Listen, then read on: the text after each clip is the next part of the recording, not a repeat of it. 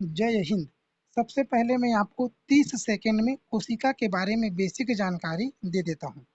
आपके सामने में जंतु कोशिका का चित्र है, जिसका बाहरी आवरण कोशिका झिल्ली कहलाता है।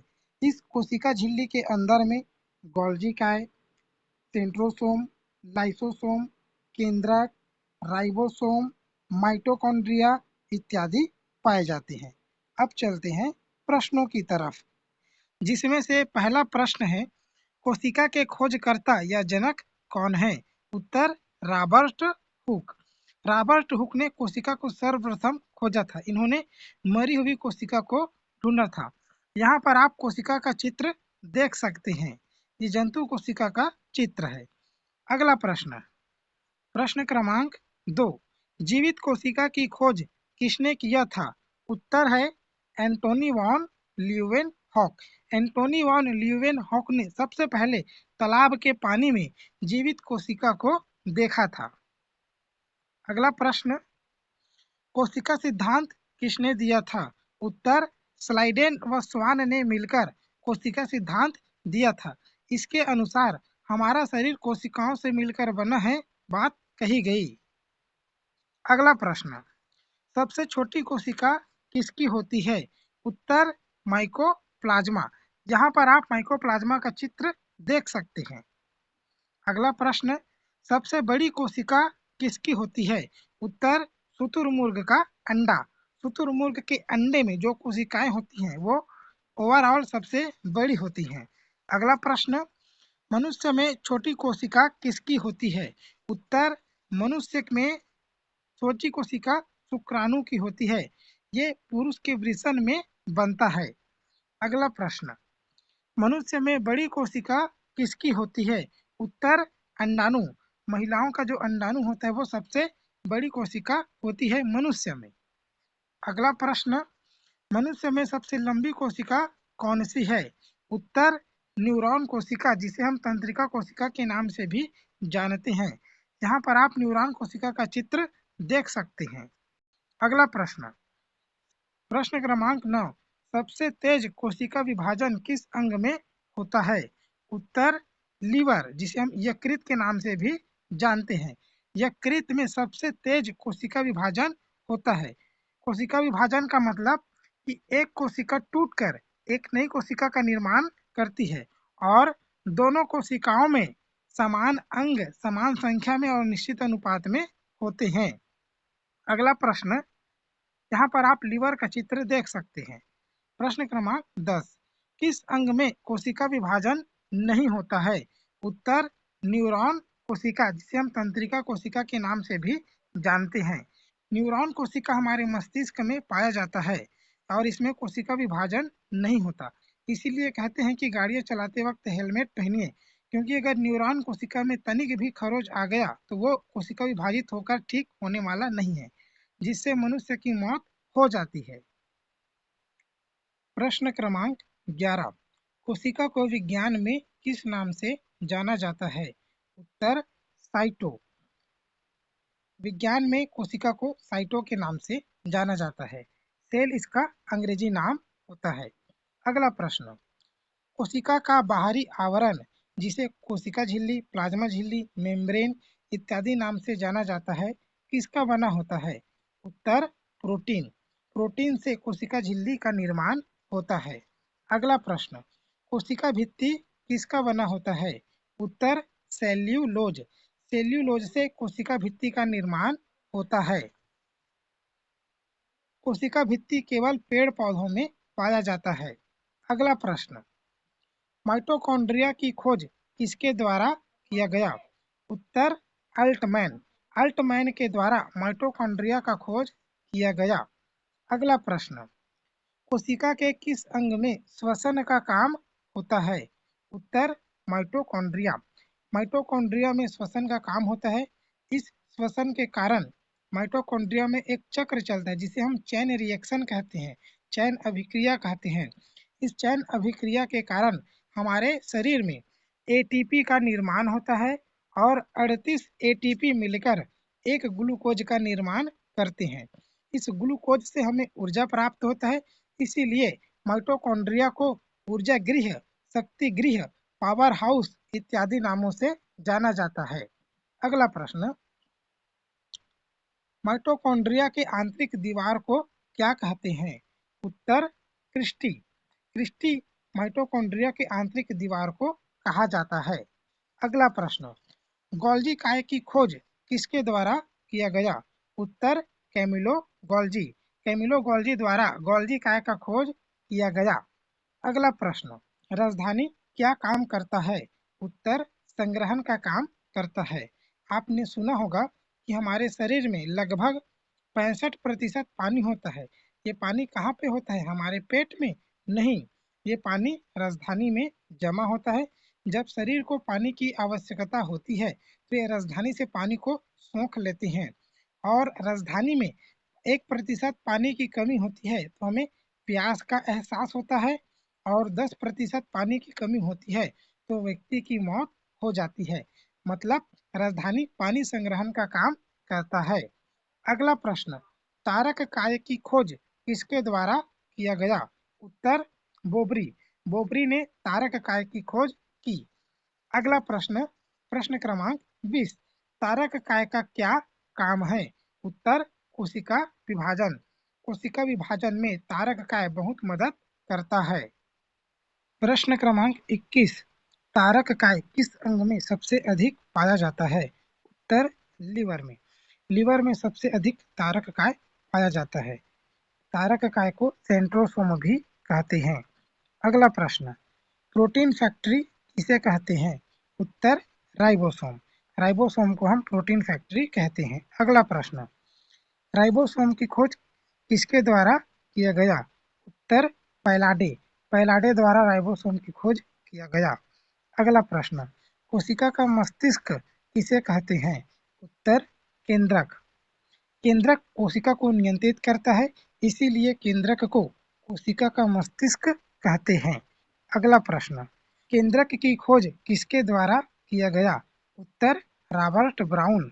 रॉबर्ट ब्राउन ने केंद्रक की खोज की, जिसके लिए उन्हें नोबेल पुरस्कार से सम्मानित किया गया। प्रश्न क्रमांक 26, लाइसोसोम की खोज किसने किया? उत्तर डी डुबे। डी डुबे ने लाइसोसोम की खोज की।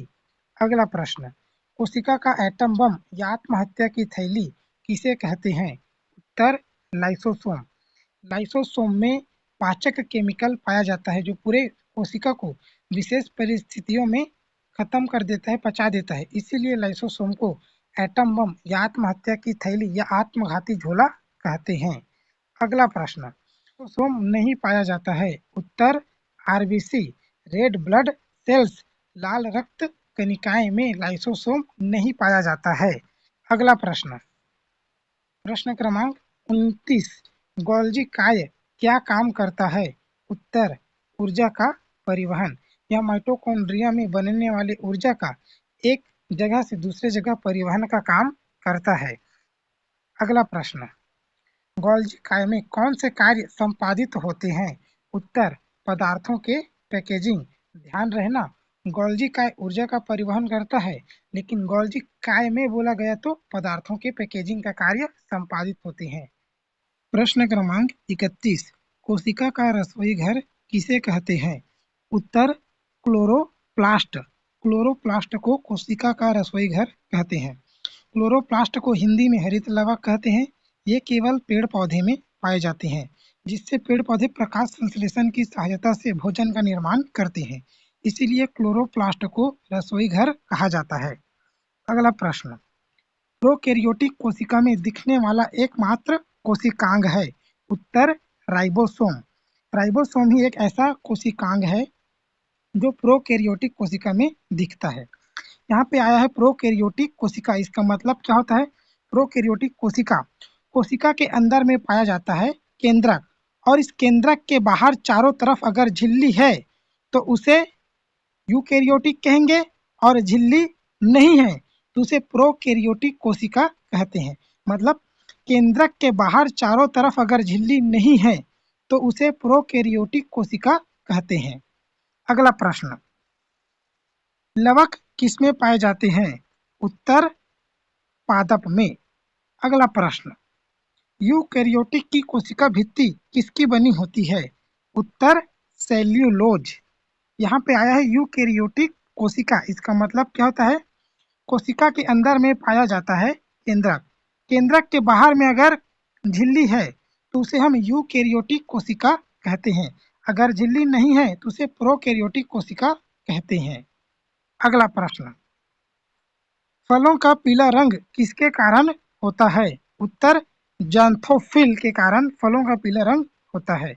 अगला प्रश्न, इनमें से किसमें केंद्रक नहीं पाया जाता है? उत्तर आरबीसी, रेड ब्लड सेल्स, लाल रक्त कणिकाएं में केंद्रक नहीं पाया जाता। अगर मैं आपको डीएनए टेस्ट करने के लिए अपना आरबीसी देता हूं तो आप डीएनए टेस्ट नहीं कर पाएंगे, क्योंकि केंद्रक के अंदर में पाया जाता है डीएनए, आरएनए और जीन, लेकिन आरबीसी में केंद्रक ही नहीं है, तो आप मेरा डीएनए टेस्ट नहीं कर पाएंगे अगर मैं आरबीसी दूंगा तो। लेकिन बाल और नाखून से आप डीएनए टेस्ट कर पाएंगे, क्योंकि इनमें केंद्रक उपस्थित होता है। अगला प्रश्न, कोशिका का अध्ययन क्या कहलाता है? उत्तर साइटोलॉजी। साइटोलॉजी कोशिका का अध्ययन कहलाता है और कोशिका का टेक्निकल नेम क्या होता है? साइटो। अगला प्रश्न, प्रोकैरियोट की कोशिका भित्ति किसकी बनी होती है? उत्तर पेप्टिडोग्लाइकेन। अगला प्रश्न, प्रोकैरियोट किससे श्वसन करते हैं? उत्तर है जीव द्रव्य। जीव द्रव्य से प्रोकैरियोट श्वसन करते हैं। अगला प्रश्न, यूकैरियोट किससे श्वसन करते हैं? उत्तर माइटोकॉन्ड्रिया। माइटोकॉन्ड्रिया से यूकैरियोट श्वसन करते हैं। क्रमांक 41, क्रोमोसोम किसमें पाया जाता है? उत्तर केंद्रक में। केंद्रक में क्रोमोसोम पाया जाता है। यहाँ पर आप क्रोमोसोम हिंदी में गुणसूत्र का फोटो देख सकते हैं, जो कि इलेक्ट्रॉन सूक्ष्मदर्शी की सहायता से लिया गया है। क्रोमोसोम के बारे में हम थोड़ा बेसिक जानकारी प्राप्त करते हैं। क्रोमोसोम को हमारे वैज्ञानिकों ने थोड़ा यहाँ पे मॉडिफाइड करके दिखाया है। आप जानते हैं कि हमारा शरीर कोशिकाओं से मिलकर बना है। कोशिका को अगर हम जूम करके देखते हैं तो उसमें मिलता है केंद्रक। केंद्रक को आप जूम करके देखेंगे तो उसमें मिलेगा क्रोमोसोम। इतना क्लियर है आपको? यहाँ पर आपको एक जोड़ा क्रोमोसोम दिखाई दे रहा है। अगर क्रोमोसोम को आप जूम करके देखेंगे तो उसमें डीएनए, जीन और न्यूक्लियोटाइड देखने को मिलता है। इतना क्लियर है आपको? अगर आपको कहीं पर दिक्कत होता है या समझ में नहीं आता है तो आप अपना प्रश्न कमेंट बॉक्स में जरूर बताएं, मैं आपको उत्तर जरूर दूंगा। अगला प्रश्न, मानव कोशिका में गुणसूत्रों की संख्या कितनी होती है?